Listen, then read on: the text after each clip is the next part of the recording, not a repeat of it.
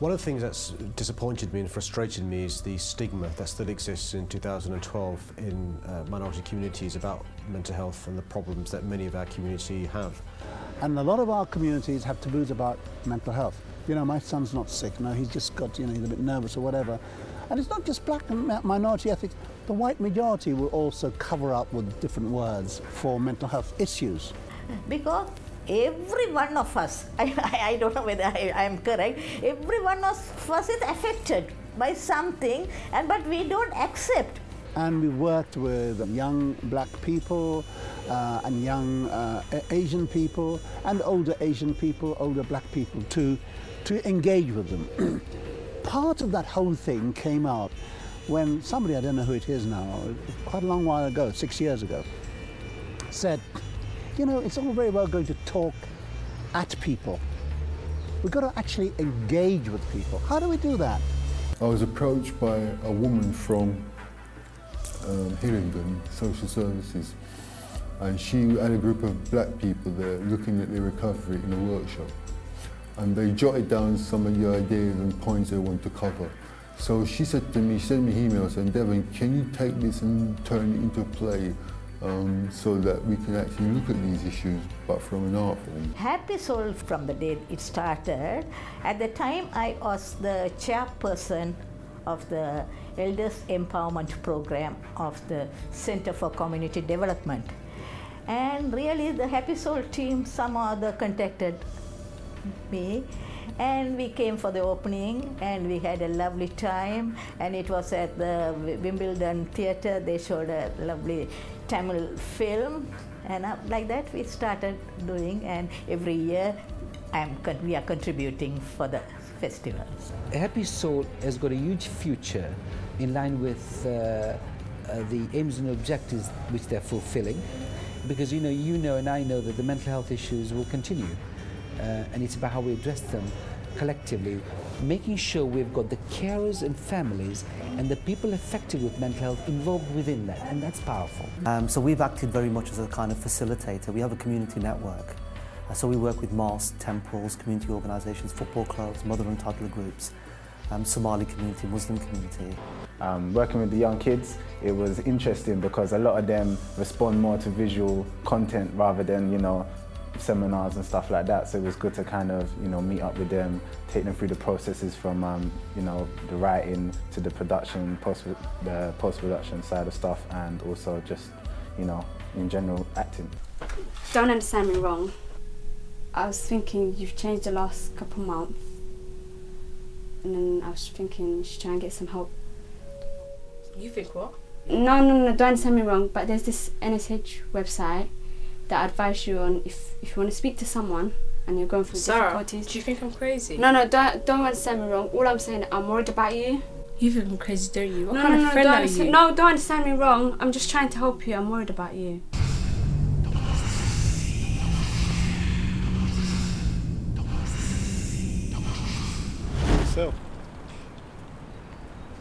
Marcel.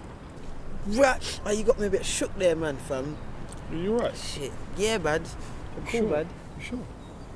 Nah, boy, if you want to know the truth, yeah, I lost my job today, fuck, man. What? Up at the computer place? Blood, that was a good spot, man. Yeah, buddy. And the wickedest thing, yeah, you know how much bills and debt and loans man's got to pay. Bruv, do you even know how long it took man to get that job? You're right, though, bro. You get another one, man. You're good like that. Nah, buddy, that's me, man. I kind of feel that Happy Soul's never really left us since 2010 because we've done the film. There's been a progression from that. We've seen positive output. There's people that's access services like, you know, mental health services, drop-in centres and stuff like that because of the message that Happy Soul sends. Oi, it's that Pikey girl.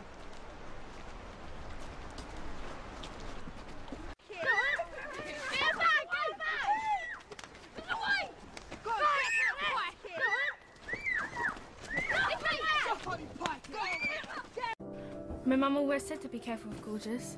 They've never liked us. To regular intervals. Yeah, of course. Listen, Faith. Your mother died from the effects of bipolar. We just want to make sure that you're okay. Listen, doctor. My mother didn't die of bipolar. She died of bear-polar, you know. Bear-polar is like bear-polar bear. When we went to Battersea Arts Centre, my daughter wouldn't let me leave because of the youth films that were on. She's 13, and she sat and watched every single one of them. So I was in and out, but I did watch a few. One of my best friends has mental health problems, and so some of the one film in particular was quite kind of personally affecting for her, and she found it was quite a moving experience, because it was like we went in, we watched this film, we came out, and there was information there for her. She felt like she was with other people who had been through the same thing, and I think something felt a bit like opened up for her. We are going and we are making ourselves happy, and all the communities are getting together, and we are able to share our views, and we are doing so much because of the festival, I must say. What's wonderful about the Happy Soul initiative is that what they do is in very interesting and fun ways, whether it's a cinema, whether it's art, whether it's having meetings, they try to explain to people who may not have understood what it's like to have mental health problems, family members who have mental health problems, as well as family members of those with mental health problems, and also users of facilities, some of the challenges there are, but also in fact how it's very, very common, and we need to destigmatise mental health, but also make sure the wider community understands some of the challenges our family members, our neighbours and ourselves could face. So the opportunities for Happy Soul, I would say, are huge. I think they, as you know, the government with the Health and Social Reform Act, which has just been passed, the bill, has got huge opportunities for the third sector. And I think one of the things they're looking at is how they can set up a provider arm to generate income. And I think they can do that very well, and we are discussing that. The second area is where people will be given personal budgets. And I know a case where a GP is prescribing fishing classes for early mental health patients up north. That is very, very, not very powerful, but it brings people of a common condition together to deal with some of these issues. And I think what that does is it brings those people with those conditions out in the community to do things for themselves, make them happy, integrate with the local community, people can understand them, and those kind of issues. You know, we can't work on our own. Happy Soul is not some sort of little star stuck in there in the firmament. We've got to work with people. We've got to work with people who become like our partners. We want to be part of that scene because we can help, because we do things like literature, you know, and you know, writing could be writing screenplays, you know, we do movies. So we have various partners we're looking at. We're looking at partners in the sporting field, you know, where, as we all know, racism is prevalent in sport. We want to work with people who reduce the form of prejudice there is. Oh, I like to see Happy Soul actually what they're going to be doing is actually branching out and reaching all other BME communities within London and take it even further afield. Well, firstly, you make sure you stay in Tooting in South London. Don't forget us and move off to other pastures. What I'd like to see is wherever there are high concentrations of Black, Asian, minority ethnic communities, Happy Soul will be doing their work. It does break my heart when I see the stigma there is in our communities around mental health. Far more needs to be done to educate people, to destigmatise the issue, and that means Happy Soul actually getting their hands dirty, going to not just South London. There are other parts of London where there are ethnically diverse communities. There are other cities in our country where there are diverse communities, and there's a huge amount of work Happy Soul can do. One of the advantages of Happy Soul is that the services are bespoke towards communities with different needs. I mean, we're not all the same. You and I are different, you know, and my constituents are different. And some of our differences has to do with our culture, our race, and our faith.